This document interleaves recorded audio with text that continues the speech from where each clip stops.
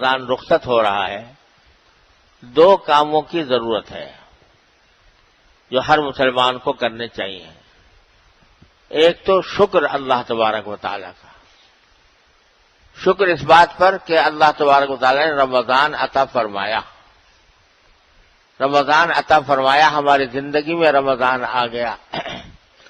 کتنے ہمارے ساتھی، ہمارے دوست، ہمارے عزیز قریب کے لوگ ایسے ہیں کہ جو پچھلے سال تو رمضان میں ہمارے ساتھ شریک تھے اور اس سال وہ موجود نہیں ہیں، اور ان کو حسرت ہوتی ہوگی کہ کاش ہمیں بھی رمضان کی برکات نصیب ہو جاتی تو ہمارے نامہ اعمال میں کچھ اور اضافہ ہو جاتا، لیکن اب ان کے نامہ اعمال میں اضافہ ہونے کا کوئی راستہ ان کی طرف سے نہیں ہے۔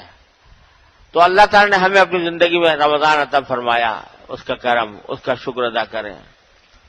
پھر اس رمضان کے اندر جو کچھ بھی توفیق ہوئی، روزہ رکھنے کی، تراویح پڑھنے کی، قرآن کریم کی تلاوت کی، جو کچھ بھی توفیق ہوئی اس پر شکر۔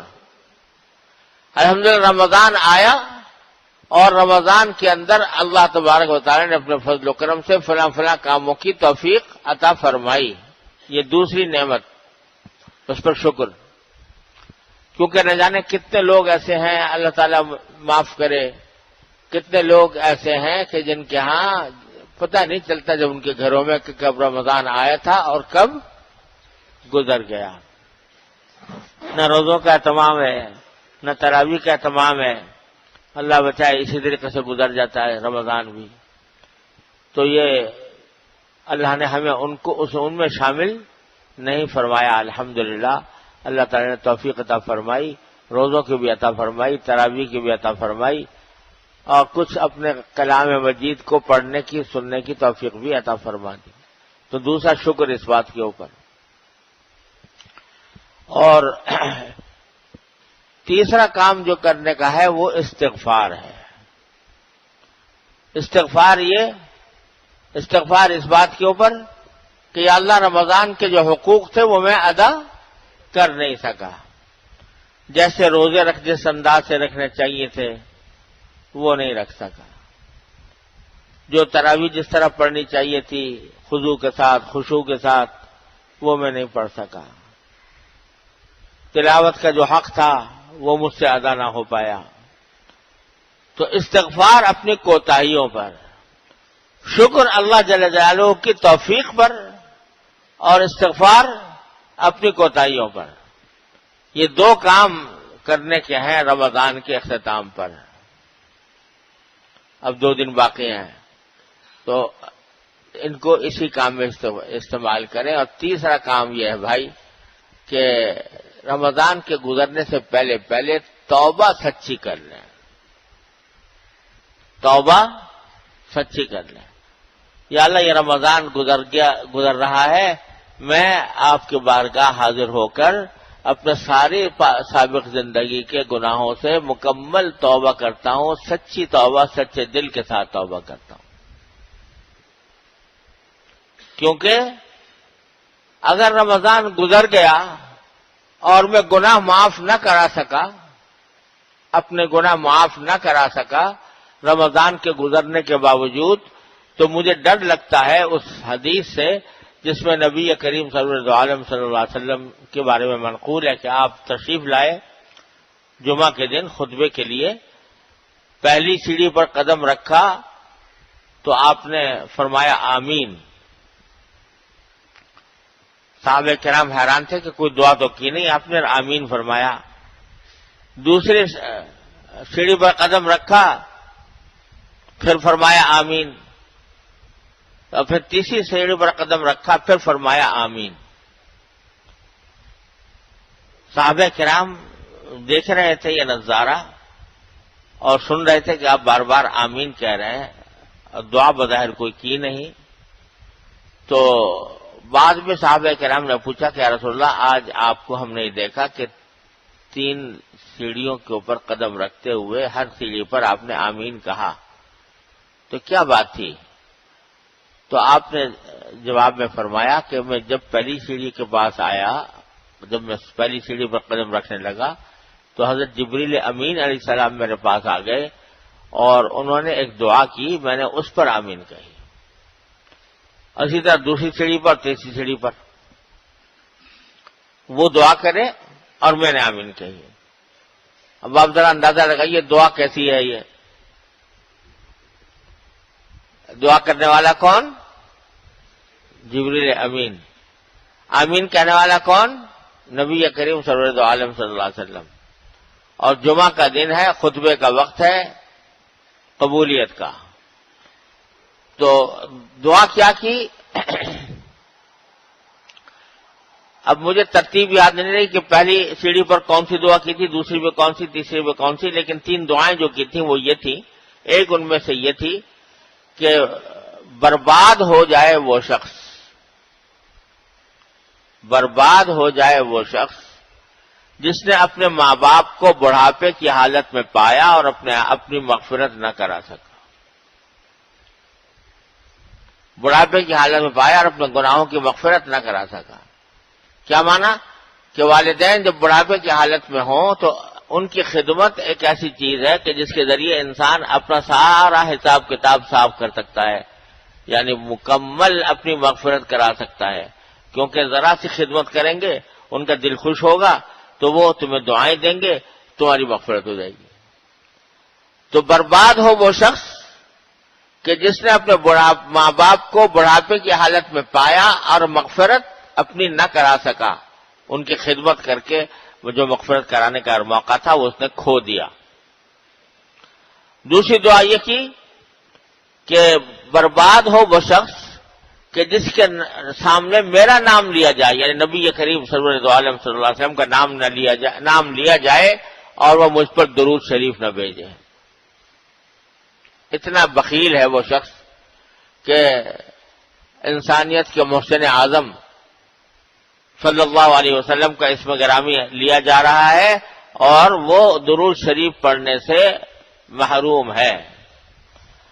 تو جب بھی حضور اقدس صلی اللہ علیہ وسلم کا نام گرامی آئے تو آدمی کے ذمہ واجب ہے کہ درود شریف پڑھے۔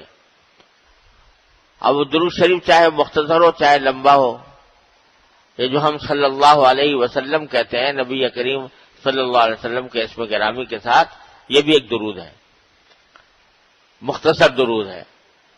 تو آپ کا نام لینا بغیر صلی اللہ علیہ وسلم کہے ہوئے یہ جائز نہیں ہے۔ صرف رسول کریم کہہ دے آدمی اور صلی اللہ علیہ وسلم نہ کہے تو یہ جائز نہیں ہے، اور اللہ بچائے اس وعید میں آنے کا اندیشہ ہے کہ برباد ہو وہ شخص جس کے سامنے نبی کریم صلی اللہ علیہ وسلم کا اسم گرامی لیا گیا اور اس نے درود شریف نہیں پڑھا۔ بعض لوگ تحریر کے اندر لکھتے ہوئے بعض اوقات حضور کے اقدس صلی اللہ علیہ وسلم کا نام نامی لکھتے ہیں لیکن صلی اللہ علیہ وسلم نہیں لکھتے، یا ایک سواد بنا دیتے ہیں نام کے اوپر، چھوٹا سا سواد۔ یہ کافی نہیں ہے، پورا لکھنا چاہیے صلی اللہ تعالی علیہ وسلم، صلی اللہ علیہ وسلم، صلی اللہ علیہ وآلہ وسلم، صلی اللہ علیہ وآلہ وصحبہ وسلم، پورا لکھنا چاہیے۔ ارے کیا بخل ہے، کیا کنجوسی ہے نبی کریم سرور دو عالم صلی اللہ علیہ وسلم کے بارے میں۔ آپ سے بڑا محسن ہمارا اس کائنات میں اللہ تعالیٰ کے بعد کوئی اور نہیں ہے۔ کوئی ہے جس کا احسانات اتنے زیادہ ہوں جتنے رسول کریم سرور دو عالم صلی اللہ علیہ وسلم رحمۃ للعالمین صلی اللہ علیہ وسلم کے احسانات ہیں؟ تو اس احسان کا اتنا بھی حق نہیں ہے کہ جب آپ کا نامی آئے تو آدمی درود شریف بھیج دے۔ اور درود شریف کی فضیلت یہ ہے کہ ایک مرتبہ درود بھیجے بندہ حضور اقدس صلی اللہ علیہ وسلم کو تو 10 مرتبہ ملائکہ اس کے اوپر درود بھیجتے ہیں، 10 رحمتیں نازل ہوتی ہیں ملائکہ کی طرف، 10 ملائکہ کی طرف سے 10 مرتبہ دعا کی جاتی ہے اس کے لیے مغفرت کی اور رحمتوں کی۔ تو بھئی دوسری دعا جو دی وہ یہ دی کہ جس شخص کے سامنے حضور اقدس سرور دو عالم صلی اللہ علیہ وسلم کا اسم گرامی لیا جائے اور وہ درود نہ بھیجے۔ اور پھر تیسری دعا کی وہ یہ کہ برباد ہو وہ شخص کہ جس کے اوپر پورا رمضان گزر گیا اور وہ اپنی مغفرت نہ کرا سکا. رمضان پورا گزر گیا اور مغفرت نہ کرا سکا. رمضان میں اللہ تبارک و تعالیٰ نے مغفرت کے راستے چوپٹ کھولے ہوئے تھے. رحمت کے اور مغفرت کے بہانے ڈھونڈے جا رہے تھے. روزہ رکھ لو تو مغفرت، تراویح کر لو تو مغفرت، تراویح پڑھ لو تو مغفرت، روزے کے افطار کے وقت میں دعا کر لو تو دعائیں قبول ہوں گی، وغیرہ وغیرہ. بے شمار راستے کھولے ہوئے تھے اللہ تبارک و تعالیٰ نے دعاؤں کی قبولیت کے بھی اور مغفرت کے بھی. اس کے باوجود کوئی بندہ اگر مغفرت نہ کرا سکا تو اس کا معنی یہ کہ رمضان اس کے اوپر سے گزر گیا اور وہ کچھ کر نہیں پایا. اللہ تعالیٰ اس کی ایسے بننے سے حفاظت فرمائے. تو بھائی یہ کام اس کی وعید سے بچنے کے لیے رمضان گزرنے سے پہلے توبہ استغفار مکمل کر لیا جائے. یا اللہ میں نے پوری پیچھلی زندگی میں جو کچھ مجھ سے سرزد ہوا میں اس کے اوپر معافی مانگتا ہوں، سچے دل سے توبہ کرتا ہوں. استغفر اللہ ربی من کل ذنب واتوب الیہ. اور یہ حضور اقدس صلی اللہ علیہ وسلم کے زبانی وعدہ ہے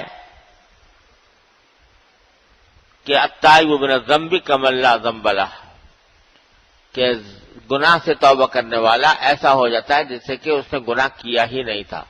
اور میں نے اپنے بزرگوں سے سنا کہ جب کوئی شخص توبہ کر لیتا ہے کسی گناہ سے تو اس کے وہ نام اعمال ہی سے خارج کر دیا جاتا ہے. ایک صورت تو یہ ہے نا کہ نام اعمال میں لکھا ہوا ہے لیکن آگے لکھا ہے معاف. نام اعمال میں لکھا ہے اور آگے لکھ دیا معاف. ایک صورت تو یہ ہوتی ہے نا. لیکن اگر یہ ہوتی تو کم از کم اس کو دیکھ کر اس کی نام اعمال کو دیکھے گا تو بے عزتی بھی ہوگی کہ اس میں نام لکھا ہوا ہے اگرچہ معافی بھی لکھی ہوئی ہے. میرے مالک رحیم و کریم کا کرم یہ ہے کہ وہ نام اعمال سے مٹا ہی دیتے ہیں.